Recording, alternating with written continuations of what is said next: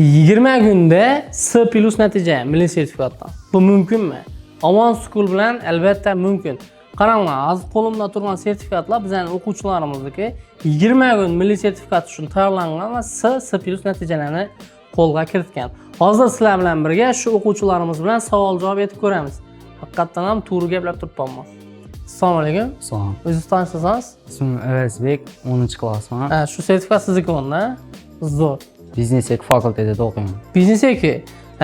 Unda sizda ona tili majburiy blok. Shunda majburiy blok uchun tayyorlangan sertifikat.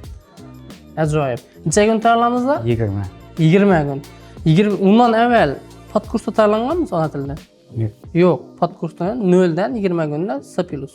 Behruzbek, yaxshimisiz? Qarang. O'zingizni tanishtiring. Men Madaniyat Behruzbek, Biznes 1 fakultetida o'qiyman. Biznes 1. Shunda sizdan bu majburiy blok. Ha, Majburiy zo'r. Necha kun tayyorlandingiz? 20 kundan. 20 kun tayyorlandingiz. Shu u 20 kundan avval nelarda podkurs tayyorlangan? Yo'q, 0 dan tayyorlandim. 0 dan shu 20 kun o'qidingizlar. S natijani qo'lga kiritdingiz. O'rtoqlar, S degani bu majburiy fandan ona tilisidan 100% ball beradi degan. Majburiy fan uchun.